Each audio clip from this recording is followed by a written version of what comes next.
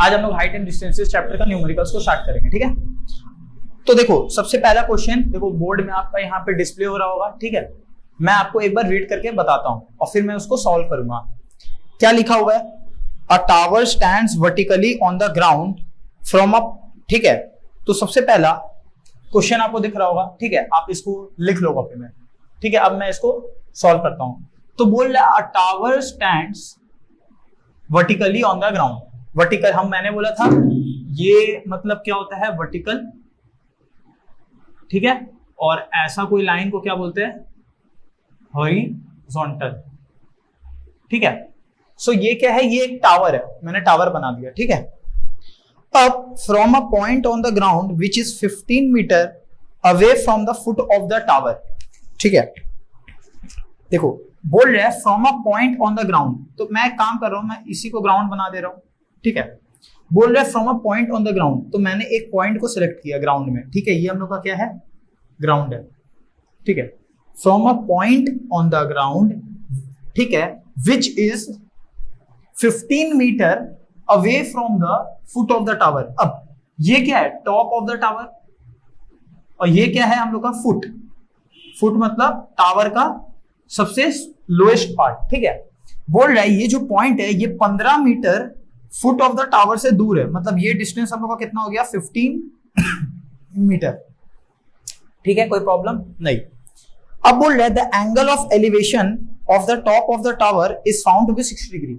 अब देखो हम लोग जब भी सम्स को सॉल्व करते हैं 90%, 95% केस में हम लोग मानते हैं कि our height is zero, our height is zero. तो मतलब हम लोग का सिर्फ हम लोग आई को ही ड्रॉ करते हैं।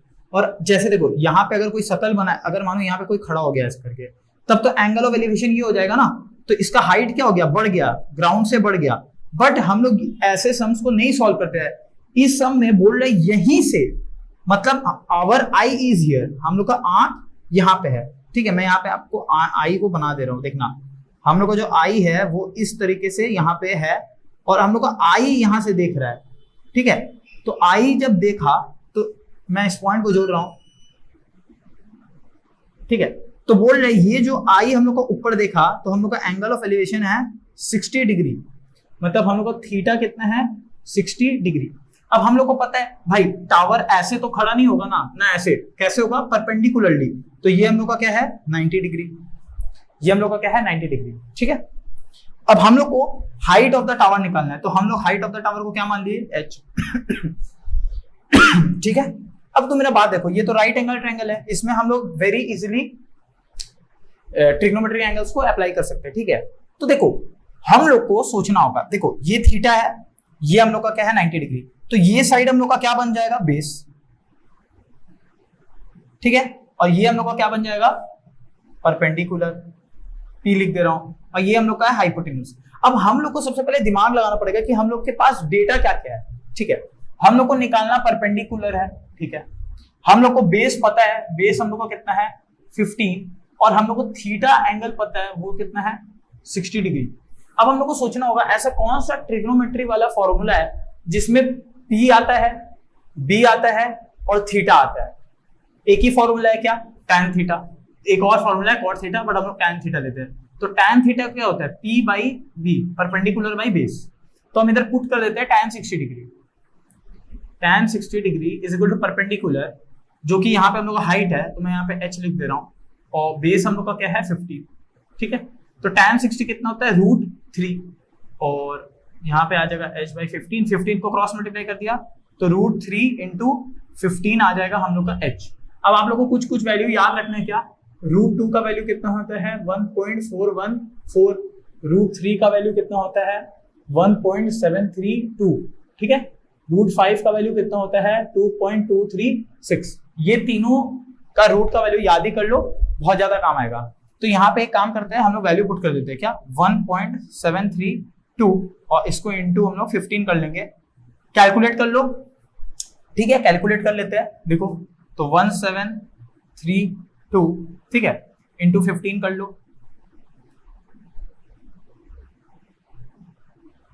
5 × 5 + 3 8, ठीक है। यहाँ पे आ जाएगा 2 × 2 3 × 3 7 × 7 1 × 1, इधर आ गया 0, यहाँ आ गया 8, यहाँ आ गया 9, यहाँ आ गया 15, यहाँ आ गया 2, कितना आ गया 25980।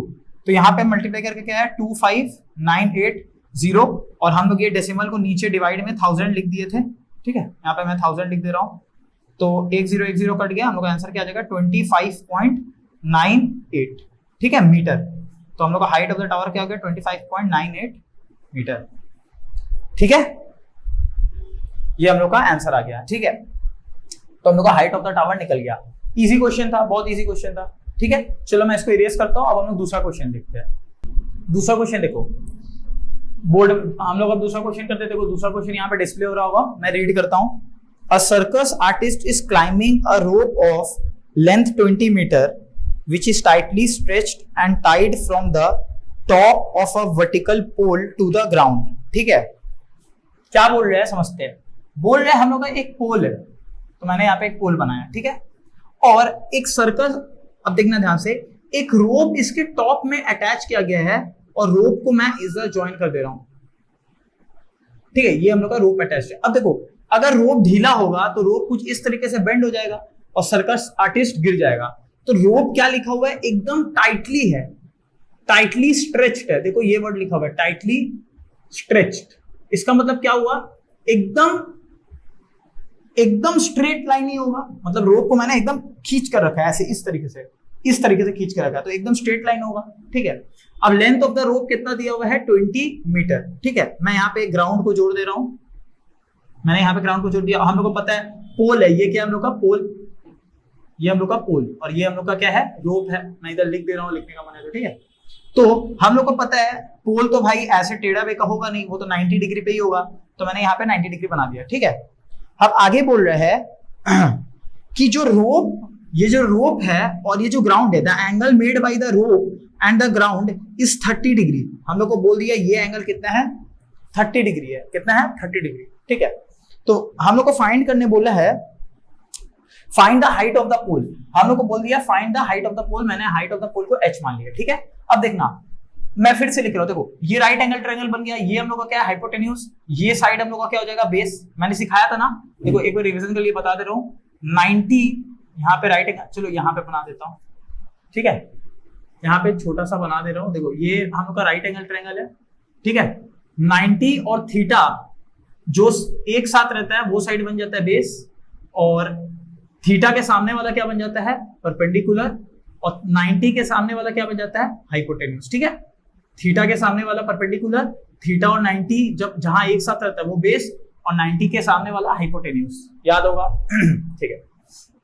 और यहाँ पे भी अगर कुछ चाहे तो फॉर्मूला लिख देता हूँ, क्या साइन थीटा कितना होता है perpendicular by hypotenuse, cos theta कितना होता है बेस बाई हाइपोटेन्यूज, ठीक है। टैन थीटा कितना होता है perpendicular by base, cot theta कितना होता है base by perpendicular opposite, sec theta कितना होता है कॉस का उल्टा कितना हो जाएगा h बाई बी, और sorry h by P B sorry, और कोसेक थीटा कितना हो जाएगा h बाई पी, ठीक है। यही सारे फॉर्मूले से हम लोग अपना काम को कर रहे हैं, ठीक है। तो ऐसा कौन सा ट्रिग्नोमेट्री फॉर्मूला है जिसमें हाइपोटेन्यूज आता है, देखो रोप क्या हो गया हाइपोटेन्यूज आता है, और हम लोग को हाइट निकालना है h, हाइपोटेन्यूज निकालना है, ये हाइट एक्चुअल में देखा जाए तो ये परपेंडिकुलर ही है। तो ऐसा कौन सा ट्रिग्नोमेट्री फॉर्मूला है जिसमें h आता है p आता है, और हम लोग को थीटा पता है कितना है 30 डिग्री, और हम लोग को हाइपोटेन्यूज भी पता है कितना है 20 मीटर। सोचो साइन थीटा, तो साइन थीटा को हम लोग इस्तेमाल कर लेंगे, क्यों, क्योंकि साइन थीटा कितना होता है परपेंडिकुलर बाई हाइपोटेन्यूज। तो यहाँ पे पुट कर देते हैं sine 30 degree is equal to perpendicular का जगह क्या आ जाएगा हाइट, और इधर क्या जाएगा हाइपोटेन्यूज, ठीक है। तो कितना हो जाएगा हाइपोटेन्यूज की जगह क्या लिख दिया 20, साइन 30 कितना होता है हाफ, ठीक है, और यहाँ जाएगा h बाई 20 क्रॉस मल्टीप्लाई हो गया, तो 20 divide by 2 is equal to h, ये कट गया, और हम लोग का हाइट कितना आ गया 10 मीटर। तो हम लोग का हाइट ऑफ द पोल कितना आ गया 10 मीटर। अच्छे से समझ आ रहा है, बहुत इजी क्वेश्चन है। हम लोग देखो इसमें ट्रिक क्या होता है, कुछ है ही नहीं ट्रिक, हम लोग को बस वो ट्रिग्नोमेट्री फॉर्मूला को यूज करना है जिसमें जो हम लोग को नोन है, जैसे हम लोग को क्या क्या नोन है, हाइपोटेन्यूज पता है, थीटा पता है, और हम लोग को परपेंडिकुलर निकालना है। तो देखो तीन चीज रहेगा, किसी तीन चीज में से एक चीज पता नहीं रहेगा, तो हम लोग को वो निकालना होगा। जैसे इन लोग को इधर साइन थीटा पता है तो ये निकल गया, हम लोग को परपेंडिकुलर निकालना है जो हाइट ऑफ द पोल बन गया, और हम लोग को हाइपोटेन्यूज पता है कितना है 20। क्लियर? तीसरा क्वेश्चन बोर्ड में आ रहा होगा, उसको रीड कर रहा हूं, ठीक है। If the length of a shadow cast by a pole be √3 times the length of the pole, find the angle of elevation of the sun. ठीक है, मैं आप समझा रहा हूं, देखना। यहां पे मानो हम लोग का कोई पोल है और यहां पे हम लोग का सूरज है, ठीक है, यहां पे हम लोग का सूरज है। अब देखना, ठीक है, हाँ, अब बोल रहा है, देखो हम लोग का सन इस तरफ है, सन रेस फेंकेगा। अब ये जो पोल है, इस पोल का एक शैडो बनेगा ना, पोल का जो ग्राउंड है उधर पे एक शैडो बनेगा। तो पहले मैं एक ग्राउंड बना ही दे रहा हूं, एक्चुअल में शैडो भी यही बनने वाला है, ठीक है। तो ये पोल, मानो पोल का लेंथ x है, पोल का जो लेंथ है या हाइट है x है, ठीक है। हम लोग को बोल रहा है ये जो पोल का शैडो बनेगा वो, देखो एक लॉजिक सोचो, ये शैडो थोड़ा लंबा बनेगा, ठीक है। जैसे मैं यहां खड़ा हूं और अब सन मेरे इस तरफ है, अगर सन मेरे जस्ट ऊपर होगा तो शैडो बनेगा ही नहीं। अगर सन मेरे जस्ट इसके ऊपर हुआ तो सन रेस ऐसे फेंकेगा तो शैडो बहुत छोटा बनेगा, मतलब इधर इधर बनेगा। और सन इस तरफ है तो शैडो बहुत दूर बनेगा, बहुत ज्यादा दूर बनेगा। तो मानो यहां तक हम लोग का शैडो बना, यहां तक हम लोग का क्या बना, शैडो। अब ये पोल तो 90 डिग्री होगा, पोल तो स्ट्रेट ही लगेगा ना, पोल टेढ़ा पेगा थोड़ी लगेगा। अब शैडो यहां पे बन गया, तो हम लोग को क्या बोला, पढ़ो, शैडो इज, जो शैडो का लेंथ है वो कितना है, √3 times of pole, length of pole, length of pole. इसका मतलब क्या हुआ, देखो जैसे मैं बता रहा हूं, 4 इज, देखो ऐसे बता रहा हूं, 8 इज 2 टाइम्स ऑफ 4। इसका मतलब क्या हुआ कि 8 जो होता है वो 2 टाइम्स, टाइम्स मतलब मल्टीप्लिकेशन, 2 टाइम्स ऑफ 4। समझ आया? तो वैसे यहां पे बोल रहा है √3 times of length of pole. इसका मतलब √3 टाइम्स, टाइम्स मतलब मल्टीप्लिकेशन ऑफ क्या, लेंथ ऑफ पोल। और हम लोगों ने लेंथ ऑफ पोल कितना मान लिया, x मान लिया, तो √3x, मतलब शैडो का जो लेंथ है वो कितना है, √3x है। मतलब ये जो दूरी है वो कितना है, √3x, और ये जो ऊंचाई है वो कितना है, x। कोई प्रॉब्लम नहीं। अब बोल रहे हैं हम लोग को, मैं एक काम कर रहा हूं, इसको जोड़ रहा हूं, हम लोग को एंगल ऑफ एलिवेशन निकालना है सन का। मतलब हम लोग को ये एंगल निकालना है, मतलब सन किस एंगल में है, हम लोग को ये वाला एंगल को निकालना है। तो ये थीटा मान लिया मैंने। अब देखो वेरी इजी, हम लोग को कौन सा ट्रिग्नोमेट्री यूज करना चाहिए जिसमें, देखो थीटा और 90 वाला क्या बन गया, ये बन गया बेस, ये थीटा के सामने वाला क्या बन गया, परपेंडिकुलर, और 90 के सामने वाला क्या होता है, हाइपोटेन्यूज। कौन सा ट्रिक, तो हम लोग को परपेंडिकुलर क्या पता है, हाँ पता है, क्या है, x। मैंने लेट द पोल को, मैंने लेंथ ऑफ द पोल को क्या मान चुका है, x मान लिया। Let the length of the pole भी x, ठीक है, लिख दे रहा हूं, let the length of the pole भी x, ठीक है। अब हम लोग का बेस कितना है, √3 टाइम्स ऑफ x, ठीक है। और हम लोग को थीटा नहीं पता, थीटा में मैंने क्वेश्चन मार्क लगा दिया। तो ऐसा कौन सा ट्रिग्नोमेट्री का फॉर्मूला है जिसमें परपेंडिकुलर भी आता है और बेस भी आता है, tan थीटा, cot थीटा भी है, बट हम लोग tan थीटा को ही इस्तेमाल करते हैं। तो tan थीटा को इस्तेमाल कर लेते हैं, तो tan थीटा क्या हो जाएगा, परपेंडिकुलर बाई बेस। तो tan थीटा क्या हो गया, x by √3 times of x, x और x कट गया, तो tan थीटा कितना आ गया, 1/3, ठीक है, 1/√3। हम लोग को पता है कि tan 30 डिग्री कितना होता है, 1/√3 होता है।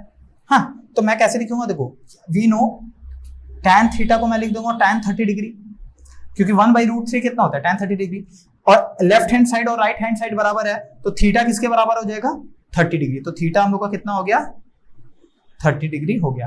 तो हम लोग का एंगल ऑफ एलिवेशन कितना आ गया, 30 डिग्री। अच्छे से समझ आया, अच्छे से समझ आया मैं क्या समझा रहा हूं, ठीक है। और चलो अब हम लोग दूसरा क्वेश्चन देखते हैं। चलो देखो नेक्स्ट क्वेश्चन बोर्ड में आ रहा होगा, ठीक है, मैं अब इसको रीड कर रहा हूं। क्या लिखा है, a tree breaks due to storm and the broken part bends without being detached.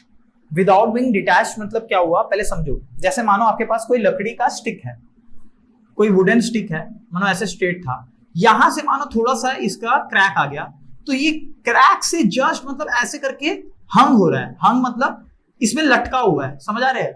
मतलब पेन है ना, पेन तो मैं तोड़ के नहीं दिखा पाऊंगा, मानो ऐसे करके कोई लकड़ी है, इधर से नजर हो, मानो ये पूरा लकड़ी था एक, ठीक है, बहुत बड़ा लकड़ी का पीस था।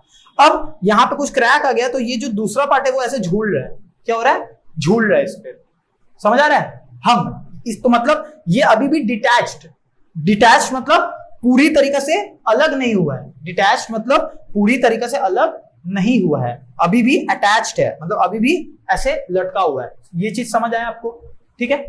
अब देखो क्या बोल रहे हैं, तो a tree breaks due to the storm and the broken part bends without being detached so that the top of the tree touches the ground making an angle of 30 degree with it. ठीक है, देखो क्या बोल रहे हैं, मैं समझाता हूं, इसको रब कर रहा हूं। बोल रहे हैं एक ट्री था, ठीक है, तो कुछ बारिश वारिश या झर वर आया होगा, तो यहां ये वाला जो पार्ट था ट्री का, यहां से थोड़ा वीकनेस हो गया और ये वाला पार्ट गिर गया बिना टूटे हुए। मतलब जो ये वाला पार्ट है वही पार्ट ऐसे जमीन में आके लटक गया। समझ आ रहा है? तो थोड़ा मैं इसको एक काम करता हूं और लेंथी बना देता हूं कि आपको कंफ्यूजन ना हो। देखो यही पार्ट क्या हो गया, ऐसे जमीन, मतलब समझाते हैं। ये मानो पेड़ था, ये पेड़ था, ठीक है, ये हम लोग का पेड़ था, ठीक है, यहाँ पे तो पेड़ में थोड़ा वीकनेस आया। देखो ये पेड़ था, पेड़ में थोड़ा वीकनेस आया, कहाँ पे? यहाँ पे झड़ भर आया होगा, ठीक है, तो ये वाला ही पार्ट ऐसे जमीन में लटक गया, जमीन में ऐसे करके सेट हो गया। समझ आया क्या बोल रहा हूँ? यही इस पेड़ के साथ भी हुआ है, ठीक है। तो सबसे पहला बात समझते हैं, अगर ये पार्ट का जो लेंथ है, देखना, अगर ये पार्ट का लेंथ x होगा तो ये पार्ट का भी लेंथ कितना होगा? x ही होगा ना। समझ आ रहा है? ये पार्ट, देखो ये दूरी अगर x है तो जो पार्ट ऐसे लटका हुआ है वो दूरी भी क्या होगा? x होगा। इसमें कोई प्रॉब्लम है? इसमें कोई प्रॉब्लम है? नहीं। अब हम लोग आगे का पढ़ते हैं। और पेड़ तो भाई 90 डिग्री पे ही होगा, ठीक है। इधर पे वापस बना दे रहा हूं, ये क्या होता है? वर्टिकल, और ये क्या होता है? हॉरिजॉन्टल, ठीक है। अब देखो आगे क्या लिखा है, touches the ground making an angle 30 degree with it, the distance between the foot of the tree to the point where the top touches the ground. हाँ, सबसे पहले बोल रहा है ये कितना डिग्री बना रहा है? 30 डिग्री बना रहा है। अब देखो ये क्या है? Top of the tower. ये क्या है? टॉप ऑफ द टावर नहीं, टॉप ऑफ द ट्री। और ये क्या है? फुट। फुट मतलब जो जमीन में लगा हुआ है, फुट मतलब लोएस्ट पॉइंट, टॉप मतलब एकदम ऊंचाई वाला जगह, ठीक है, फुट। बोल रहा है the distance between the top of the tower and foot. Top of the tower, अब क्या ऐसे डिस्टेंस? नहीं, थोड़ा देर बाद तो ये यहां आ चुका है ना, तो अब टॉप कहां पे है? यहां पे है। समझ आया? गिर गया ना, टॉप कहां पे है? यहां पे है। तो बोल रहे जो डिस्टेंस बिटवीन द फुट है और जो टॉप है वो कितना है? 8 मीटर है। कितना है? 8 मीटर है। समझ आया? ठीक है। अब हम लोग को बोल रहे हैं find the height of the tower. हम लोग को क्या बोल रहे हैं फाइंड करने? Find the height of the tower. तो देखो हम लोग को हाइट ऑफ द टावर निकालना है, ठीक है। मैं इसको सॉल्व करने की कोशिश करता हूं। अब अगर आपको कंफ्यूजन हो रहा है तो मैं एक काम करता हूं, इस ट्रायंगल का नाम भी हम लोग दे सकते हैं, ठीक है। मानो ये ये ए है, ये बी पॉइंट है और ये सी पॉइंट है। मतलब पेड़ कहां से टूटा था? सी पॉइंट से। और अगर मानना है तो इस पॉइंट को डी मान लो, ठीक है। तो पेड़ का लेंथ कैसे निकलेगा? पेड़ का हाइट कैसे निकलेगा? अगर हम डीसी ये वाला पार्ट और ये वाला पार्ट को जोड़ देंगे, किसको? सीबी को।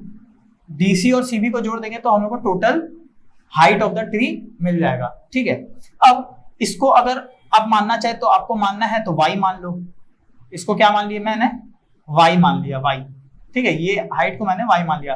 तो डीसी कितना है? x, और सीबी कितना है? y। मतलब अगर x प्लस y ये और ये निकाल लेंगे तो हम लोग का पेड़ का length, total height of the tree निकल जाएगा। अब चलो इस ट्रायंगल में देखते हैं, हम लोग को क्या क्या पता है। हम लोग को ए बी, अब देखो ये राइट एंगल ट्रायंगल है तो हम लोग को पता है ये क्या बन जाएगा? हाइपोटेन्यूज। ये क्या बन जाएगा? बेस।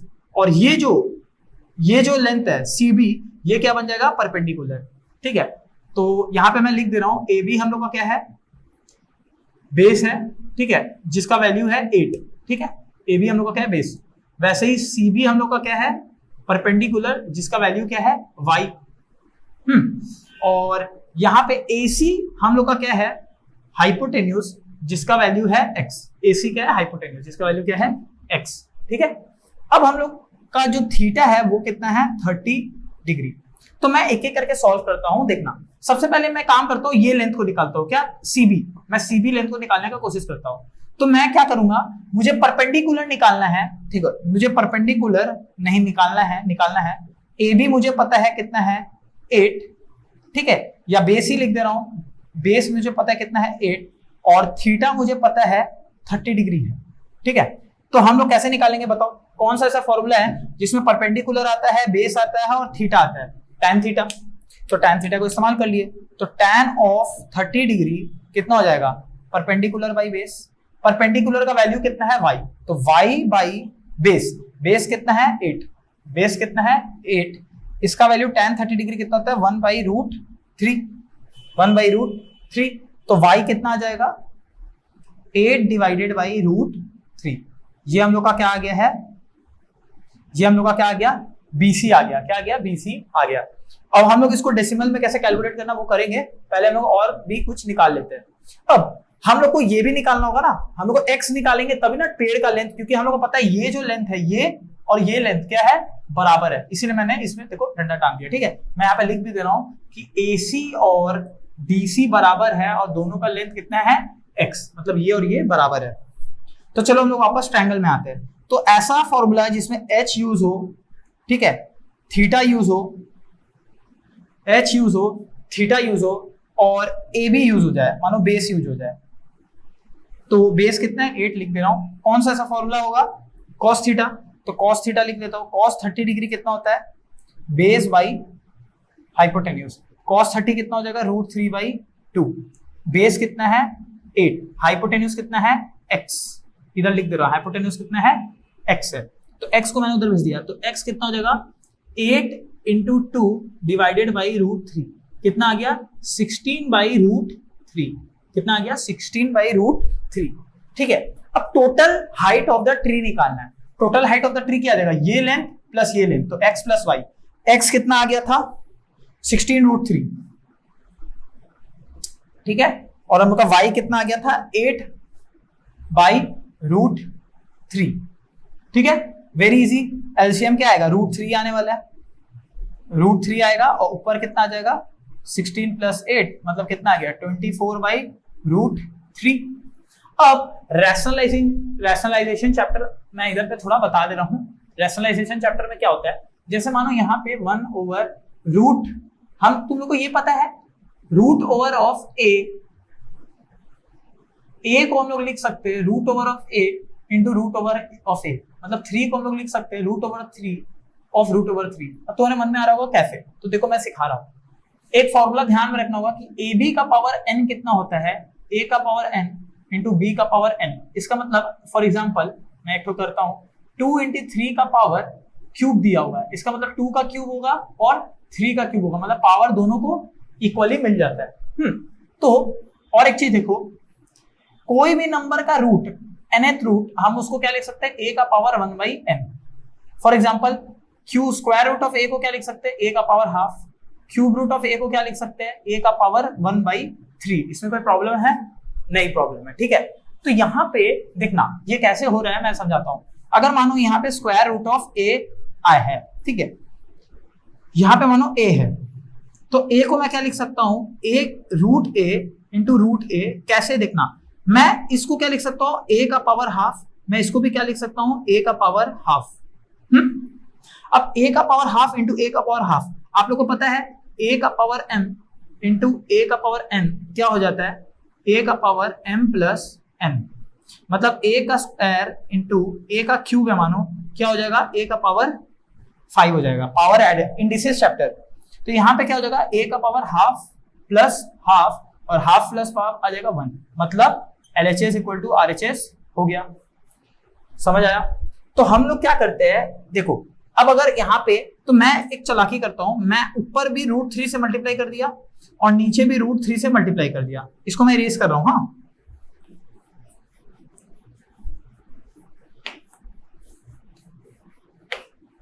मैं ऊपर भी रूट 3 से, हम लोग को पता है जैसे 2 लिखा है, मैं 2 में 1000 मल्टीप्लाई कर दिया और डिवाइड बाई 1000 कर दिया, कुछ फर्क पड़ेगा नहीं, क्योंकि ये और ये तो कट रहा है, ये और ये तो कट जा रहा है।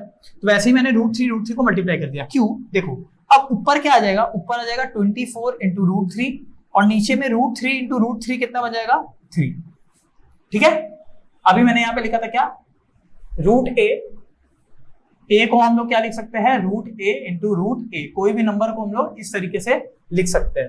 तो देखो ये आ गया। अब देखो 3 1 जा 3 8 जा, मतलब हम लोग का आंसर कितना हो गया 8 रूट 3। तो एक काम करता हूं, वैल्यू डाल देता हूं 8 इंटू 1.732, रूट 3 का वैल्यू कितना है 1.732। तो इसको हम लोग मल्टीप्लाई कर लेते हैं। ठीक है, तो 1732, मैंने पॉइंट को हटा के नीचे ले गया, 1000 आ गया।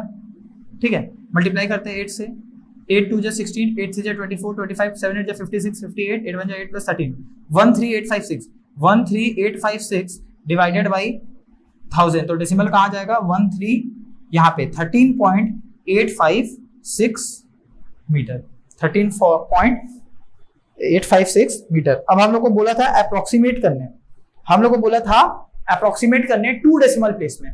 तो 2 डेसिमल प्लेस में अप्रोक्सीमेट कैसे करते हैं, मानो तुम यहां पे खड़ा हुआ है तो तुम इसको देखेगा, किसको, इसको, क्या ये 5 से बड़ा है, हाँ बड़ा है, तो कितना जाएगा 13.86 मीटर, 13.86 मीटर। ठीक है, समझ आया? ठीक है, ये समझ आया?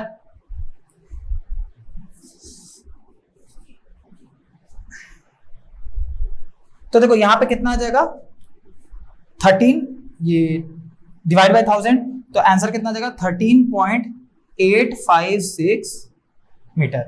ठीक है, 13.856 मीटर, ये हम लोग का क्या हो गया, आंसर हो गया। अच्छे से समझ आया? तो ये वाला क्वेश्चन हम लोग को इस तरीके से करना था। ठीक है, अब देखो इसमें आपको ये वाला में थोड़ा मन में क्वेश्चन आ रहा होगा कि आपने सर 24 डिवाइड बाई रूट 3 क्यों नहीं किया। देखो मैं समझा रहा हूं, इसको आप अगर इस तरीके से भी करते हैं, मानो इसको मैं मिटा दे रहा हूं, कोई अगर इसको 24 डिवाइड बाई रूट 3 भी करेगा 1.732, आप कैलकुलेटर से कैलकुलेट कर लो, यही आंसर आएगा। बट देखो भाई समझो, हम लोग क्या करते हैं ना, हम लोग रूट को हमेशा ट्राई करते हैं, जो रूट हो वो हम लोग का न्यूमरेटर में रहे, रूट को हम लोग डिनोमिनेटर में रखना पसंद नहीं करते। रीजन क्या है, देख लो यहीं पे, अगर 24 डिवाइड बाय तुम 1732 करोगे तो तुम्हें बहुत टाइम लगेगा। मल्टीप्लीकेशन इजी होता है डिवीजन से, मल्टीप्लीकेशन जो होता है वो डिवीजन से हमेशा इजी होता है। तो अगर यहीं पे मैं चालाकी से ये कर दे रहा हूं रूट 3 इंटू रूट 3, ठीक है, और यहाँ पे 24 रूट 3 हो गया और रूट 3 इंटू रूट 3 3 बन गया, तो इसमें क्या दिक्कत है। अब ये तो इजी है ना, मल्टीप्लीकेशन तो आप इजीली कर लोगे, बट वही अगर उस केस में क्या होता, आपको 24 डिवाइडेड बाई 1.732 करना पड़ता, तो 1732 लिख देते और डेसिमल ऊपर चला जाता तो 1 2 3, मतलब आपको ये डिवीजन करना पड़ता 2 4 1 2 3, ये डिवीजन आपको करना पड़ता।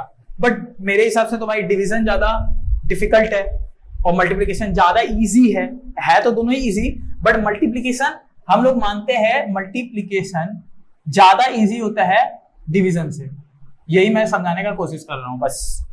ठीक है, अच्छे से समझ आए ये वाला क्वेश्चन। चलो अब हम लोग अपना नेक्स्ट क्वेश्चन को देखते हैं। ठीक है,